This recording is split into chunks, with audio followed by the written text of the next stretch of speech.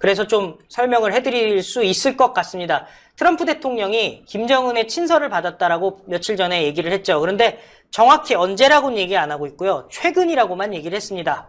우리는 잘하고 있다고 본다. 북한은 단거리 미사일을 시험한다. 알다시피 그들은 오랫동안 해왔다라고 얘기하면서요. 단거리 미사일은 큰 문제가 아니지라고 얘기했지만은 갑자기 사실은 아무리 기자들이 물어본다고 했지만은 그 미사일에 대해서 언급한 것도 사실은 좀 애매한 부분이 있습니다. 실제로 4월 14일에 미사일을 쐈고 그 부분에 대해서 나는 친서를 받았다라고 대답을 했으니까 뭔가 의미심장한 부분이 있습니다. 그러면서 최근이라고 얘기했는데 언젠지를 얘기를 안 했어요. 단 트럼프 대통령이 3월경에 그 김정은에게 친서를 보냈던 것은 김여정에 의해서 밝혀진 바가 있습니다. 만약 답장으로 그 김정은이 보냈을 수도 있고요. 김정은이 보냈던 친서에 답장으로 트럼프 대통령이 보냈을 수도 있지만 그에 대해서는 정확히 알려지지는 않았습니다. 다만 좋은 서한이었다. 우리는 잘하고 있다라고 본다고 밝힌 바가 있습니다. 이에 대해서 바로 그저께죠. 북한 외무성의 보도국의 대외보도실장이요. 담화문을 발표를 하는데요. 최근 우리 최고 지도부는 미국 대통령에게 그 어떤 편지도 보낸 것이 없다고 이게 중요한 거예요. 보낸 적이 없다. 예, 정말. 그럼 뭐 김정은이가 몰래 어디로 통해서 나 좀 살려줘 하고 보낸 거 아닌가. 그래서 미국이 정찰기 띄워갖고 부르고 있는 거 아닌가. 그러니까요. 김정은이 지금 어디 갇혀 있는 게 아닌가 이런 생각까지 들어요. 여기서 또 한마디 또 중요한 게 있는 것 같습니다. 최고 지도부라 그랬습니다. 김정은이었으면 최고 지도 자라고 했을 텐데. 그러니까. 최고 지도부라고 얘기했던 거는 지금 김정은이 아니라 뭔가 북한의 고위층을 지칭하는 그런 단어라는 얘기는 김정은이 여기에서 빠져있다라고 볼 수도 있는 상황 아니겠습니까? 예, 그러면서 이렇게 얘기해요. 우리는 사실무근한 내용을 언론에 흘리고 있는 미국 지도부의 기도를 집중 분석해볼 계획이다. 그러니까 사실무근하다라고 얘기를 하고 있는데요. 조미 순애들 사이의 관계는 결코 아무 때나 여담 삼아 꺼내는 이야기거리가 아니며 더욱이 이기적인 목적에 이용되면 안 될 것이라고 얘기했는데요. 이것은 사실 3월 22일에 김여정이 얘기한 것과 같은 맥락을 합니다.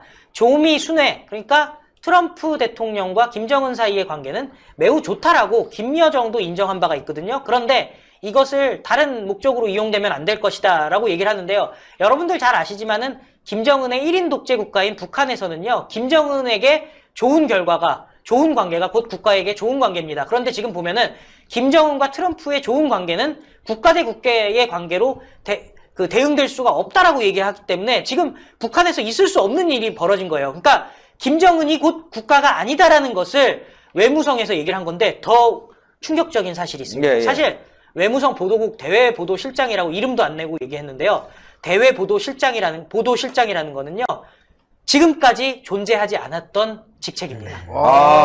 오늘 외국에 처음 나온, 그러니까 이제야 처음 나온 직책이고요. 북한에는 저런 직책이 없었어요. 이게 그러네요. 외무성 보도국 대외보도실장. 보도국 대외. 그러니까 보도국 대외보도실장. 이게 지금 북한의 급변 사태가 있기 때문에 뭔가 이야기를 해야 되기 때문에 직제가 개편될 때는요. 정권이 아침 하시는구나. 왜 그러냐. 얘기하고 있잖아. 정은이가 죽었다는데 있어. 대표님께서 상황이야. 자, 지금 보도국 대외보도실장이라고 이렇게 새로운 직책을 만든 이유가 지금 북한의 급변 사태가 왔기 때문에 지금 외국에 자신들의 입장을 전달하기 위한 직책을 만든 거 아니냐. 그리고 이런 거죠. 직책이 나오면 이름도 나와야 되잖아요. 지금 이름이 안 나왔어요. 이게 제가 뭐 이렇게 더하고 빼고 한 게 아니라요. 실제로 외무성 보도국 대외보도실장 명의로 나왔는데 명의라고 할 때는 누구 이름이 나와야 될 거 아니에요. 최초로 나온 거고 이 대외보도실장이라는 건 과거에 없었던 직책이에요. 그런데 다만 이거는 알 수가 있습니다. 3월 22일에 트럼프 친서에 대해서 김여정이 담화를 했는데 내용이 거의 비슷해요. 개인적 친분 관계가 두 나라의 관계 발전 구도를 얼만큼이나 바꾸고 견인할지는 미지수이며 속단하거나 낙관하는 것도 좋지 않은 일이고 이런 식으로 간다면은 계속 악화일로에로 줄다름 치게 될 것이라고 얘기했기 때문에 사실은 지금 이 대외보도실장이 얘기했다라는 얘기와 김여정이 얘기한 얘기는요. 사실상 같은 얘기를 했어요. 그러니까 지금 이미 김여정이 상당 부분 앞에 나와 있을 가능성도 배제할 수가 없는 거죠. 김여정의 워딩이 그대로 나온 겁니다. 그런데 김여정뿐만이 아니라 소위 말하는 김일성의 직계 자손들 그러니까 백두혈통이라고 얘기하는 사람들이 속속 평양으로 모여들고 있었습니다. 3월 중순에는요. 그 전부터 건강이 안 좋았나? 글쎄 그거도 이제 충분히 가능성이 있죠. 93년 4월부터 오스트리아 대사였던 김광섭이 27년 만에 교체가 됐고 평양으로 돌아왔습니다. 그런데 김광섭은요.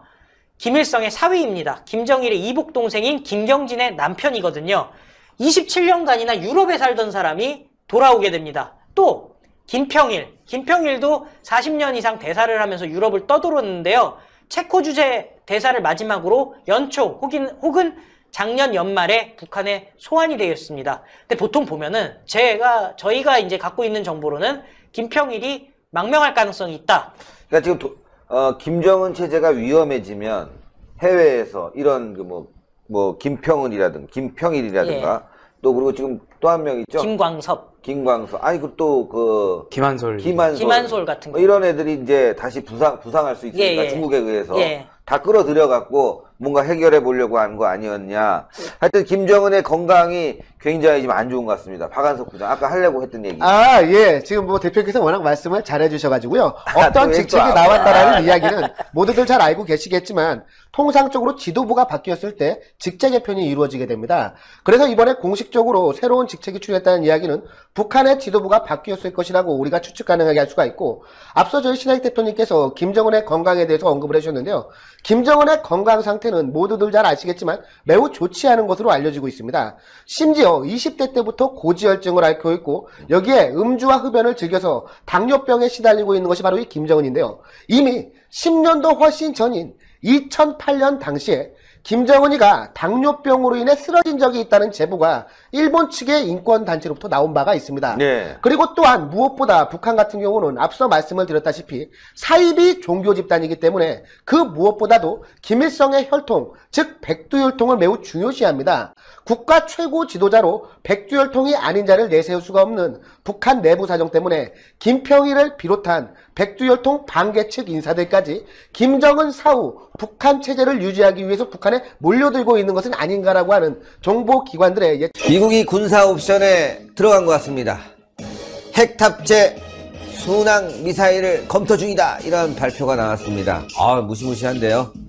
이렇게 되면은 한반도의 긴장이 계속 고조될 것 같습니다. 이와 관련해서 이용남 실장님, 김영호 교수님 두 분 모셨습니다. 안녕하십니까? 안녕하십니까? 네. 안녕하십니까? 안녕하세요. 예. 몸은 괜찮으십니까? 네, 괜찮습니다. 예. 방송을 또 열심히 하시니까 피곤하실 것 같은데.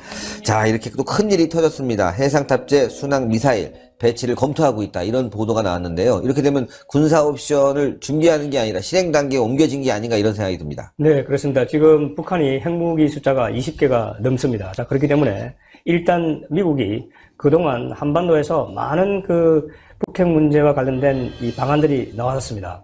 우리 대한민국이 핵을 가져야 된다든지, 또 미국이 철수했던 전술 핵무기를 다시 재반입해야 되는지, 이런 논의가 있었습니다만은, 이번에 미국이 피터 팬더라고 하는 미국 방송에 핵무기를 직접 담당하는 차관보가 나서가지고 이 해상 순항 미사일을 한반도 근해에 배치를 해야 되겠다. 이 미사일에는 핵탄두 탑재가 가능하게 됩니다. 자, 그렇게 된다고 한다면 일단 미국이 이 미사일을 통해서 북한 핵에 대해서 핵 억지력을 더욱 확고히 한 상태에서 만약에 북한이 도발을 한다고 한다면 재래식 무기를 가지고 북한에 대해서 군사적인 옵션을 처리할 수 있는 그러한 지금 계기가 구체적으로 논의되고 있다, 이렇게 보시면 되겠습니다. 예, 해상 순항 미사일은 토마호크를 장착할 수 있다. 토마호크 보니까 뭐 잠수함에서도 발사하고, 네. 또 배에서도 발사하고 말이죠.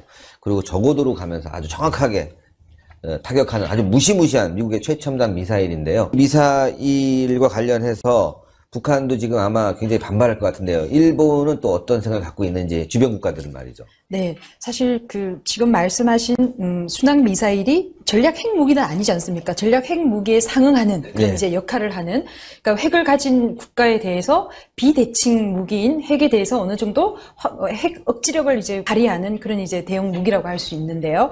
사실 전술 핵무기가 우리나라에 있었다가 1991년 노태우 대통령 당시에 한반도 비핵화 선언으로 인해서 사실 이제 한반도 내에서는 말 그대로 이남이죠. 북한을 제외한 한반도 지역에서는 핵무기가 완전히 없어진 상황인데요. 그래서 네. 지금 비대칭적인 그런 군사력의 불균형 상태가 상당 기간 이제 지속이 되었었고, 그동안에 2006년부터 북한의 제1차 핵실험으로 인해서 계속 그 전술핵 무기를 재반입해야 된다는 논의는 계속 있었습니다. 그렇지만은 이 전술핵 무기를 재반입하는 문제는 또 다른 또 안보 딜레마를 야기하고, 특히 일본이라든지 주변국의 안보 정세를 더 불안하게 한다는 이런 우려가 있었고, 지금 이제 그 하노이 회담, 예. 그 미국과 북한 간에 두 차례에 걸친 그런 뭐 협상을 진행을 했었지만은 핵회담이 결렬이 되자 이제 현실적으로 미국은 대화의 문은 열렸다고 하지만은 사실 북한이 그 핵폐기 의사가 없다라는 건 확인한 상태 아니겠습니까? 네.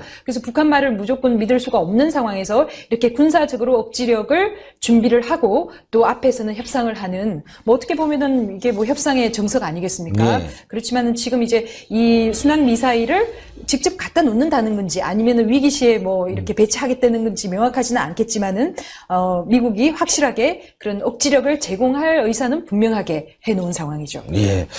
그냥 북한은 반발할 수뿐이 없고, 또 이런 보도가 나가게 되면 일본도 그렇고 중국도 그렇고, 일본은 뭐 당연히 좋아하겠죠. 중국 긴장할 텐데, 전술핵 무기 도입과 관련해서 북한의 반응 아직 나오진 않고 있는데 북한이 굉장히 긴장하겠습니다. 그렇습니다. 근데 북한은 자신들이 전술핵을 자신들이 가지고 있으면 모든 문제가 해결될 거라고 생각하지만, 네. 미국이 지금 가지고 있는 첨단 무기가 굉장히 많습니다. 이 토마호크 미사일은 이 잠수함에 한 150개 정도 이렇게 장착이 가능합니다. 그래서 예. 그 중에 일부에다가 이 소형 핵탄두를 장착해서 바다에서 이걸 발사하기 때문에 도대체 어디에 있는지 알 수가 없는 것이죠. 그러니까 이 핵 억지력이라고 하는 것은 여러 가지가 있습니다만 역시 2차 공격 능력을 확보하는 것이죠. 그러니까 지상, 그 다음에 이 잠수함, 그리고 비행기. 그러니까 지금 이 순항미사일은 미국이 해상에다가 이걸 설치를 해서 일본, 그리고 한국, 대만을 이 해구산에 대해서 안심시키는 그런 일석삼조의 역할을 하겠다. 이런 것으로 우리가 봐야 되겠습니다. 예, 이게 결국은 일본, 대만, 뭐 대한민국도 그렇지만 중국을 압박하는 그런 카드로도 보이거든요. 북한이 이렇게 하다 보니까 중국도 곤란해질 것 같습니다. 네, 그렇습니다. 그럼 결국은 금년이 되게 되면은 이 1987년에 체결된 중거리 핵 전력 협정이 완전히 파기가 됩니다. 네. 파기가 되고 지금 미국이 중국까지 끌어들여 가지고 중국, 러시아, 미국이 3국이 이 새로운 중거리 핵 전력 협상을 하도록 되어 있습니다. 그러니까 네. 여러분 아시다시피 이 핵 전력이라고 하는 것은 확인도 부인도 해주지 않는 NCND를 원칙으로 지금 하고 있습니다. 자, 그렇기 때문에 지금 피터 펜다 이 국방부 부차관보가 5월 23일 워싱턴 회의에서 이 얘기를 여러 번 했습니다만은 제가 생각하기로는 이미 한반도 그냥 배치가 되기 때문에 이렇게 봐야 되겠습니다. 왜냐하면은 이 핵무기라고 하는 것은 NCND 원칙을 준수하고 있는 것이고, 과거에 미국이 남한에다가 전술 핵무기를 많이 갖다 놨습니다. 지금 공개된 그 비밀 문서를 보게 되면은 군산 비행장에 700대 정도 여러분 갖다 놨습니다. 그리고 1991년 완전히 철수하기 전까지 그때 병력이 있었습니다. 그런데 그때도 미국의 정책이라고 하는 것이 NCND였습니다. 확인도 안 해주고 부인도 안 해주는 것이기 때문에. 네. 그렇지만 이번에 워싱턴에서 이 부차관보가 이 얘기를 했다고 하는 것은 대표님 말씀대로 북한에게 경고의 사인을 보내기 위해서 일부러 이렇게 공개를 한 것으로 보입니다. 북한도 아주 벌벌벌 떨고 지금 중국도 아주 굉장히 껄끄러울 텐데, 이런 발언이 나오는 이유 중에 하나가 바로 북한의 정권 레짐 체인지, 네. 예, 정권 교체, 이것도 네. 맞닿아 있다고 많은 분들이 분석하고 있거든요. 네, 그렇습니다. 결국은 북한 핵 문제, 북한 인권 문제, 한반도의 북한을 둘러싼 모든 문제들을 해결할 수 있는 방법이 레짐 체인지를 이야기하고 있지 않습니까? 그래서 지금 이제 북한의 내부의 조짐이 심상찮다라는 것은 여러 이제 채널을 통해서 지금 확인이 되고 있는데요. 사실 그 북한 체제라고 하면 우리가 공산주의도 아니고 전체주의도 아니고 세습 정권, 정말 복합적인 그 포갑 정권이라고 할 수 있는데요. 이 그 정권이 몰락할 때는 유형이 여러 가지가 있습니다. 물론 이제 그 전 세계의 정치학자들이 가구 권위주의 체제의 몰락 과정을 이제 여러 유형으로 비교를 해서 연구한 사례가 있는데요. 가장 위험한 그 체제의 전환이 아래로부터의 혁명이죠. 그러니까 민중들이 들고 일어나서 체제를 전복시키는 경우에 빨리 와해가 되지만은 그 김정은에 있어서 시그널은 뭐냐 하면은요. 이렇게 아래로부터의 혁명에 의한 그 체제, 레짐 체인지 같은 경우에는 그 독재자의 그 최후가 가장 비참하다는 거죠. 쉽게 말해서 그 루마니아 차우세스쿠라든지 이런 예를 그렇죠. 보면 혁명에 의해서 전복되었기 때문에 정말 그 처참하게 그런 이제 인권 침해에 대한 그런 이제 그런 보복을 당했었고요. 그래서 김정은 같은 경우에도 지금 뭐 북한의 식량 문제라든지 핵 문제라든지 이런 뭐 내부의 그런 복잡한 또 그런 군부 반발 움직임이라든지 심상치 않은 상황에서 아까 그 유형에서 아래로부터의 그런 혁명 이외에 그런 협상에 의한 민주화라든지 레짐 체인지, 그러니까 북한 지도부 내에서 김정은 스스로가 체제를 개혁하고 받아들이는 게 가장 안전한 방법이라는 것은 이미 전 세계 그런 체제 변화 연구에서 증명된 바가 있기 때문에 김정은은 단순히 핵을 가지고 이제 더 이상 전 세계를 압박할 게 아니라 김정은 스스로가 레짐 체인지에 대한 모델을 연구를 하는 것이 살 길이라고 봅니다. 예, 그렇죠. 자, 지금 말이죠. 이게 심각한 문제인 게 북한의 레짐 체인지도 레짐 체인지지만 우리 정부가 미국의 이러한 입장을 도와야 되고 함께 전략을 세워야 될 텐데 뭐 사드 기지 하나 도와주지 않고 있어서 말이죠. 자칫 잘못하다가 미국은 미국대로 준비하고 만약에 북한에 대한 군사 옵션에 들어가게 되면 우리도 모르게 그냥 일거에 들어가다 보면 우리 대한민국 피해도 커질 것 같은데요. 네, 이건 아주 심각한 문제입니다. 오늘도 신문에 아주 데스크필 되었습니다만은 지금 성주에 있는 사드 기지가 아직 정식으로 이런 배치가 된 게 아닙니다. 네. 그게 이제 환경 영향 평가라고 하는 걸 해야 된다고 해가지고 이 정식 배치를 계속 미루고 있습니다. 자, 이렇게 되니까 거기에 가 있는 미군들이 숙소가 없습니다. 숙소가 없으니까 성주 골프장 그 하우스 그 복도에서 지금 웅크리고 자고 있다는 얘기죠. 이란. 그러니까 이게 미국 국방부가 이번 워싱턴에서 한미 국방 관련 회의가 있었다고 합니다. 거기에서 이 왜 자꾸 환경평가라고 하는 걸 핑계로 대가지고 이 정식 배치를 해주지 않은가. 여러분 지금 이게 2년째가 됐습니다. 그러니까 미군들이 여기 와서 근무를 하려고 하면은 밤에 여러분 잠을 잘 수 있는 숙소가 있어야 되죠. 그러니까 숙소가 없으니까 최근에는 컨테이너를 아마 가지고 갔다 이렇게 합니다. 네. 그러니까 여러분 컨테이너에 정상적인 군인이 잠을 잔다고 하는 그것은 여러분 상상을 할 수가 없는 것이죠. 만약에 이런 것들이 오늘 이제 우리 신문에 보도됐습니다만은 내일부터는 아마 미국 언론에 보도되기 시작할 겁니다. 자, 미국 언론에 보도가 돼가지고 거기 한국을 위해서 거기 지금 사드를 갖다 놔왔는데 한국 정부가 그걸 정식 허가를 내주지 않고 이 미국의 아들, 딸들이 그 풍찬 노숙을 하고 있다. 그렇죠. 예. 이거는 말이죠. 도대체 상상할 수 없는 그런 사태 진전으로 벌어질 수 있고 얼마 전 2017년 트럼프 대통령이 들어와서 그 사실을 알고 굉장히 분노했다고 하는 얘기죠. 그 밥 얻어서 그 공포라는 그 책을 보게 되면은 트럼프 대통령이 도대체 그런 식으로 골프장에다가 그 사드를 배치하는 그것도 문제이고 그게 아직까지 정식으로 허가가 나지 않고 배치가 되지 않았다고 하는 그것도 받아들일 수가 없다. 근데 이번에 지금 여러분 또 밝혀진 게 이거 지금 숙소가 없어가지고 풍산 노숙을 하고 있다. 이거는 도대체가 2년간 하고 있다는 이 자체가 받아들이기 어렵다. 특히 북한이 최근에 이스칸데르급 단거리 미사일을 발사를 했다고 한다면 한국이 미국 그 MD 시스템에 통합이 돼가지고 그 여기 평택에 있는 미군도 지키고 서울에 있는 주민들 또 전역에 있는 한국 국민들도 지켜야 되는데 그렇게 하기 위해서 거기 갖다 놓은 방어 무기에 대해서 이렇게 한국 정부가 천덕 꾸리기 식으로 이 대접을 한다고 하는 것은 이 도대체가 받아들이기 어렵다 이렇게 생각합니다. 아, 정말 심각한데요. 네. 예, 성주 사드 기지 이게 풍찬 노숙을 하고 있는데 물, 식량도 제대로 공급이 안 되고 있다고 합니다. 밑에 길을 지금 좌파단체들이 막아서 이 트럭들이 갈 수가 없다는 거예요. 물류 트럭들이. 그러다 보니까 물마저도 헬기로 공수하는 그런 상황이거든요. 그리고 이 통행이 불편하고 근데 통행도 불편한 데다가 잠자리마저도 이 풍찬 노숙하듯이 말이죠. 골프장에 있는 건물에 복도에서 잔다. 야, 이건 만약에 제 아들이 아니면 제 가족이 아니면 제 친구가 이런 일이 벌어진다고 야 거기 근무하지 마 빨리 그냥 와라. 그 대통령이 알면 정말 큰일 날 것 같습니다. 알고 있겠네요. 이거 아주 부글부글 하겠는데요. 네, 사실 이러한 뭐 속사정을 미국의 국민들은 일일이 잘 모르는 게 이제 현실이고요. 그다음 지금 이제 문재인 정부 이후에 한미 동맹이 정부 대 정부, 그러니까 국가와 국가 간에는 사실 뭐 에이브램스 사령관도 공개적인 자리에서는 한미 동맹이 굳건하다. 뭐 어떻게 보면 저는 이제 반어법으로 들리기도 한데요. 국민 누구나가 느낄 수 있는 지금 뭐 한미 군사 훈련도 상당히 축소가 되었고 사실 동맹이 예가 같지는 않지 않습니까? 그렇죠. 그렇지만 이러한 현실을 미국 국민들이 알면 지금 이제 곧 6월이 다가오면 6.25 전쟁 기념일이 다가오지